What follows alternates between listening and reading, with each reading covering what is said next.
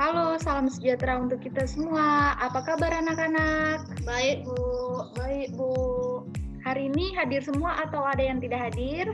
Hadir semua, Bu. Hadir semua ya, syukurlah. Nah, sebelum memulai pembelajaran, baiknya kita mengawalinya dengan berdoa. Nah, Ibu akan pimpin. Marilah kita berdoa menurut agama dan kepercayaan kita masing-masing. Berdoa mulai. Berdoa selesai.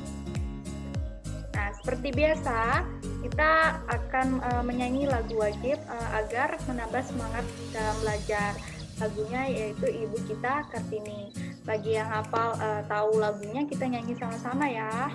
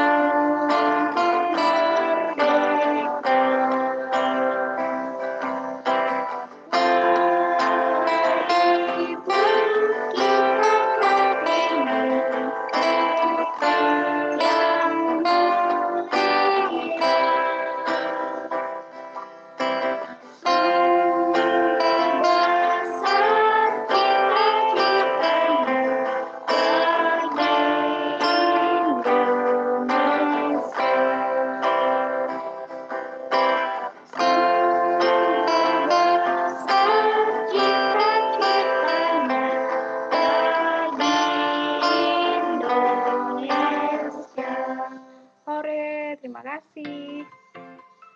Nah, materi yang kita pelajari hari ini adalah gagasan pokok dan gagasan pendukung. Tema 1, indahnya kebersamaan. Subtema 1, keberagaman budaya bangsaku, kelas 4. Nah, adapun muatan bahasa Indonesia KD-nya itu kompetensi dasarnya mencermati gagasan pokok dan gagasan pendukung yang diperoleh dari teks lisan, tulisan, atau visual. Yang kedua, menata informasi yang didapat dari teks berdasarkan keterhubungan antar gagasan ke dalam kerangka tulisan. Nah, adapun tujuan pembelajarannya, 1. Siswa mampu mengidentifikasi gagasan pokok dan gagasan pendukung di setiap paragraf dengan benar. Yang kedua, siswa mampu menyajikan gagasan pokok dan gagasan pendukung di setiap paragraf dari teks dengan benar. Nah, gagasan pokok dan gagasan pendukung. Apa yang disebut dengan gagasan pokok dan gagasan pendukung? Ada yang tahu? Belum tahu, Bu. Tahu ya. Nah, yang pertama gagasan pokok. Gagasan pokok merupakan ide utama yang dibahas dalam suatu bacaan, baik kalimat inti atau pokok paragraf. Gagasan pokok juga dapat disebut dengan gagasan utama dan ide pokok atau pokok pikiran.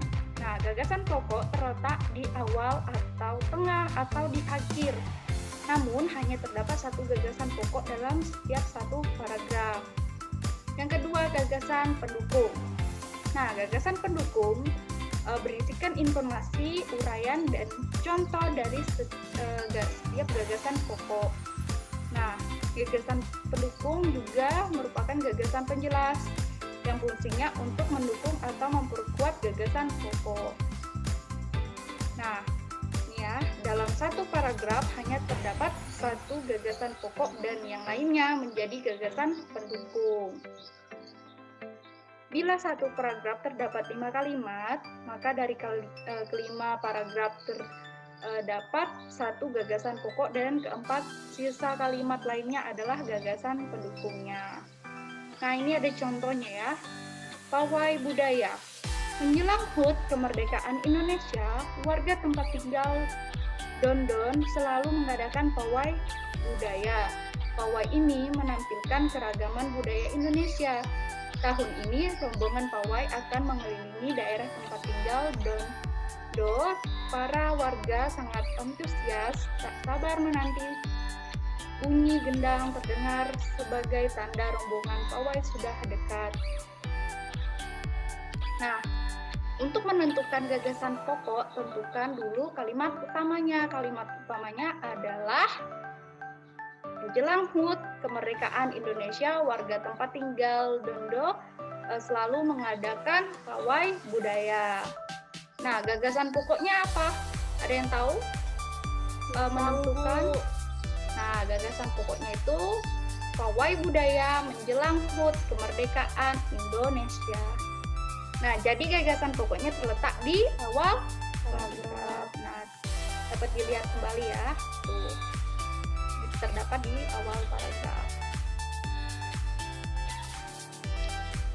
Nah, gagasan pendukungnya yaitu seluruh kalimat selain kalimat utama yang ada pada paragraf tersebut. Contohnya, pawai keragaman budaya Indonesia. Rombongan pawai mengelilingi daerah tempat tinggal Dondo.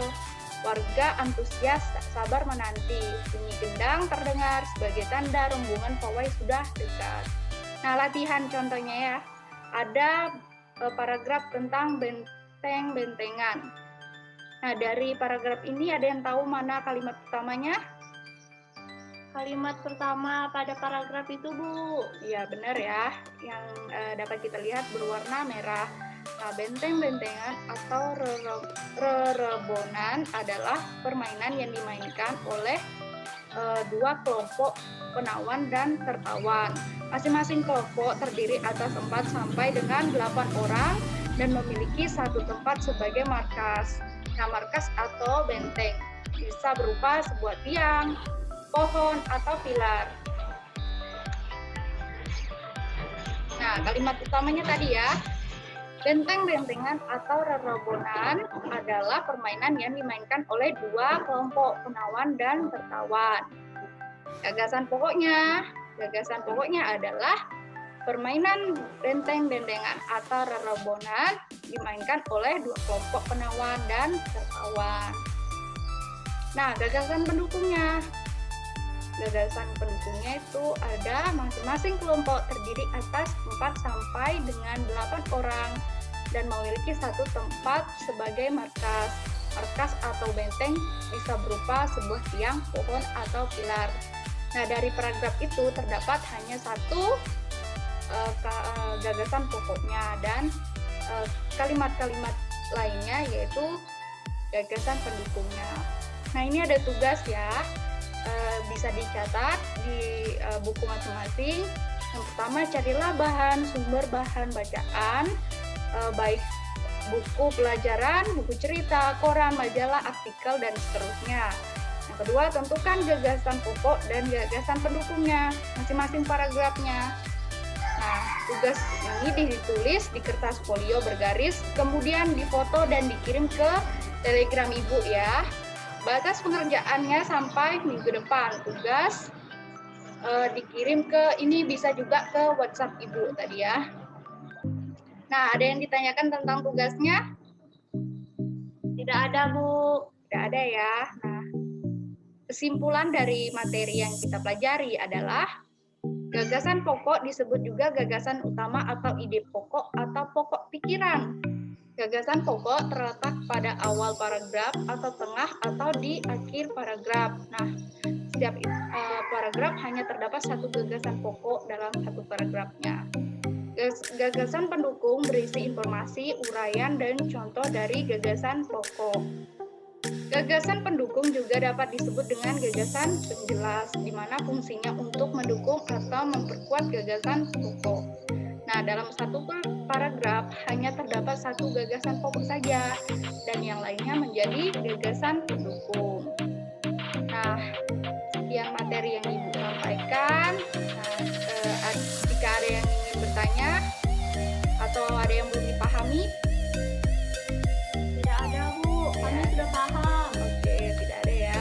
Nah, seperti biasa untuk mengakhiri pembelajaran kita pada hari ini, ini, marilah kita berdoa menurut agama dan kepercayaan kita masing-masing. Berdoa mulai. Berdoa selesai. Terima kasih, Bu. Terima kasih. Selamat siang. Terima kasih.